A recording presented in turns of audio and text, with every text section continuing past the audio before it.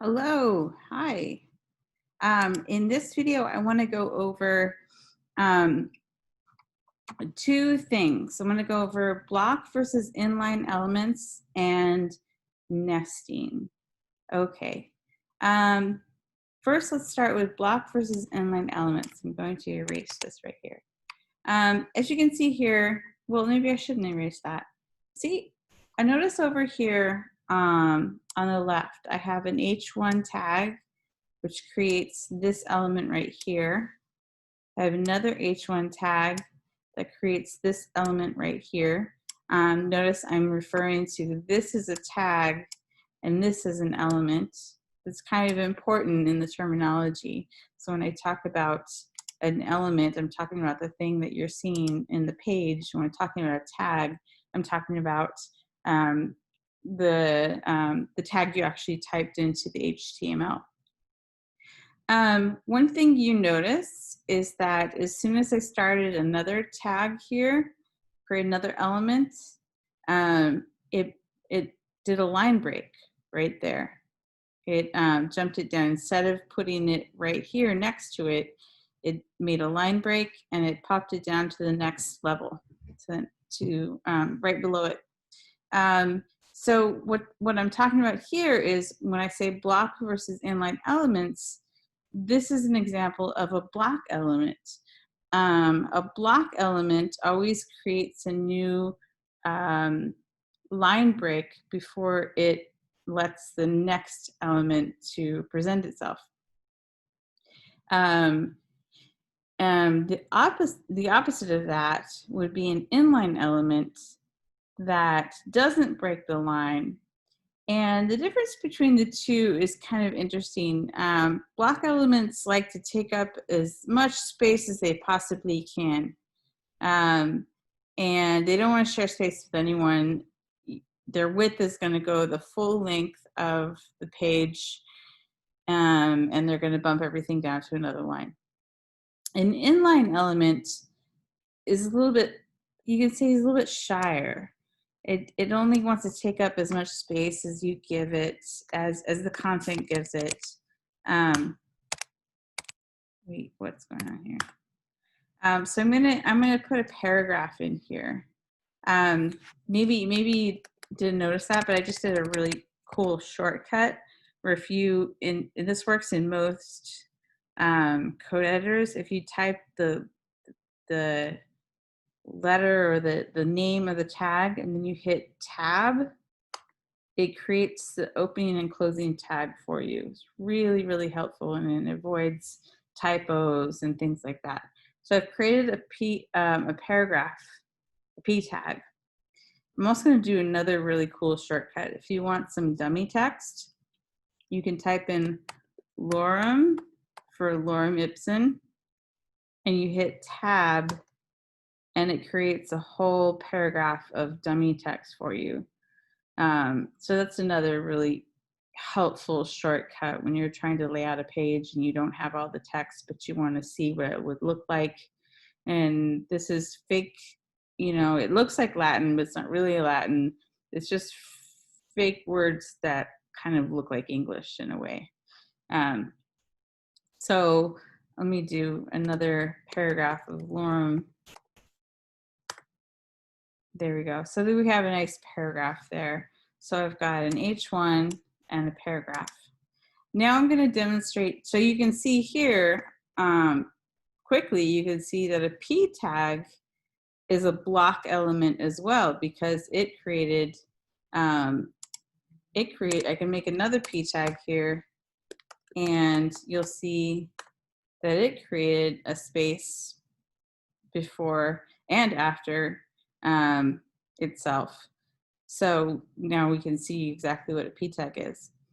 An inline element is different. It's going to only affect the content within it. So a good example of an inline element would be if you want to do italic or bold. Those are inline elements. So I can say here, I can put, I can say strong.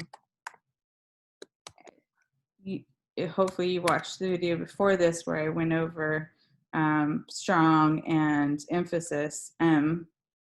I'm going to stick in the strong. And you can see that it only affected the content within it. It didn't make a line break. And this is really important. This is going to come into effect a lot when you're doing layouts and you're trying to line things up side by side. Sometimes, it's tricky to make things line up side by side because block and inline elements behave differently. For example, you can control the width and height of a block element. An inline element, it's a little bit more shy. You can tell it to be so wide or so high, but it's not going to do it. It might add a little padding for you, but it's not going to behave the way you want. So there's, good and bad about that. It lets you line things up, but doesn't give you a lot of control about the shape and the sizing and the space around it.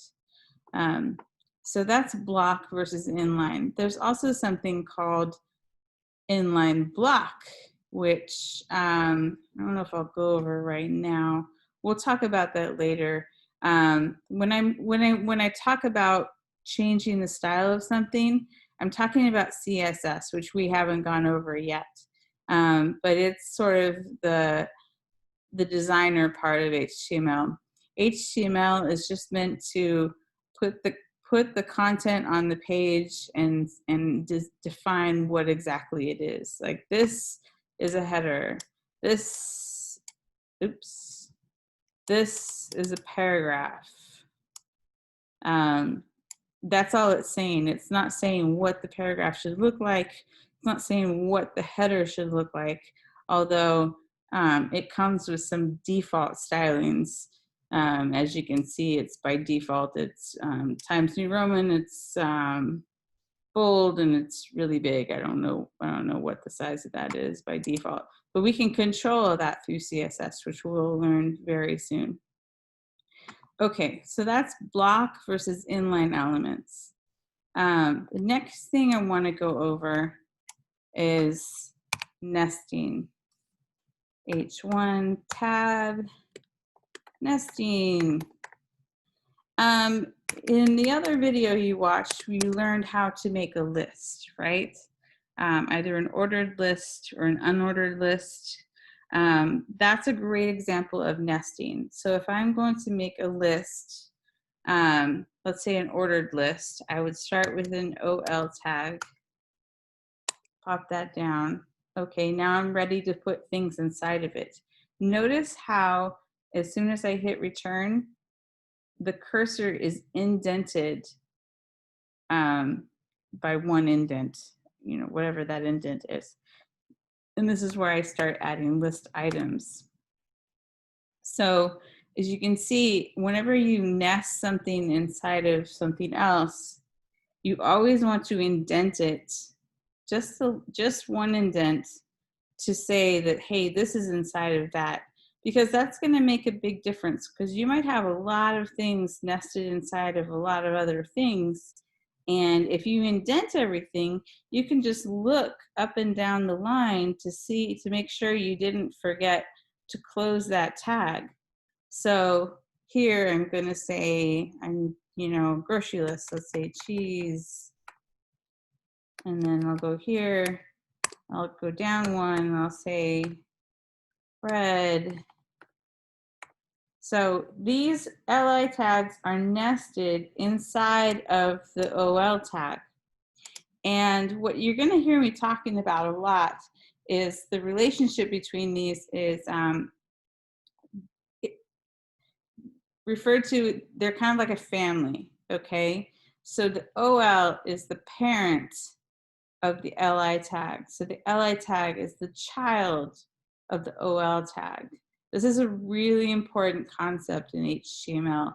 Nesting creates children. It creates siblings. So cheese is a sibling of bread.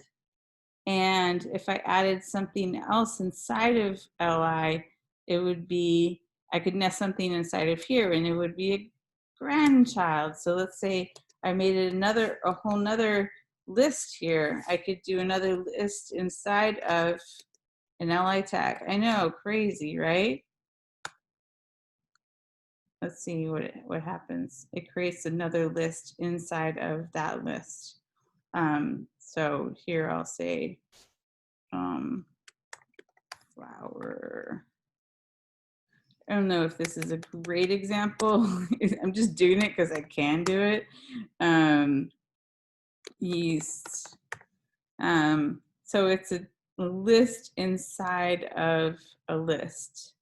It's kind of funky looking, I know, but the whole point is that this right here would be a grandchild of this right here. Think of a family tree you probably did in like 4th grade, you know, where you made a tree with branches that represented all of, you know, your grandparents and your great grandparents and great aunts and uncles. And think of it that way. It's kind of like a family tree here.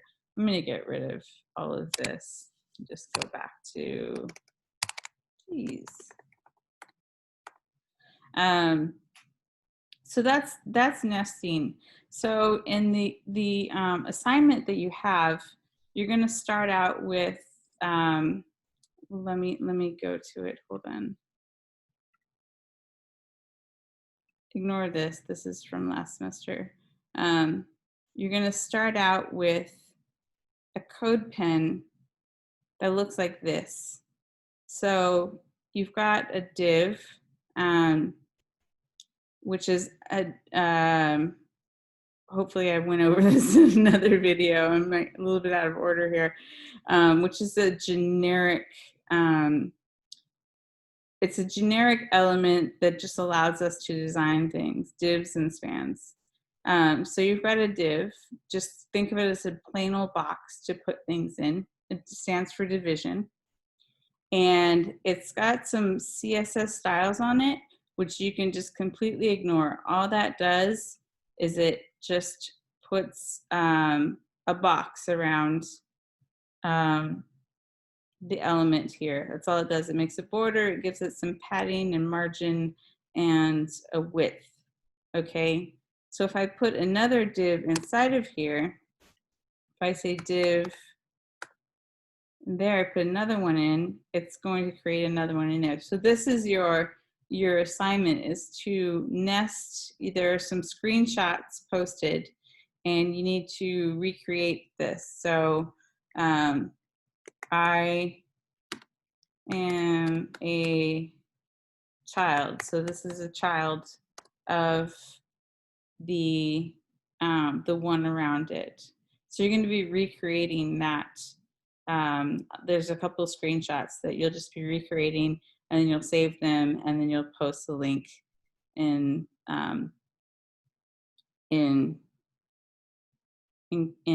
Canvas. So so that's nesting, and that is block versus inline elements. I hope that made sense. As always, please, please, please text me if you're lost, if you have any questions. We can jump on a Zoom really fast. I can go over it. That's what I'm here for. And I hope this is helpful, and good luck with the assignment. Okay, bye-bye.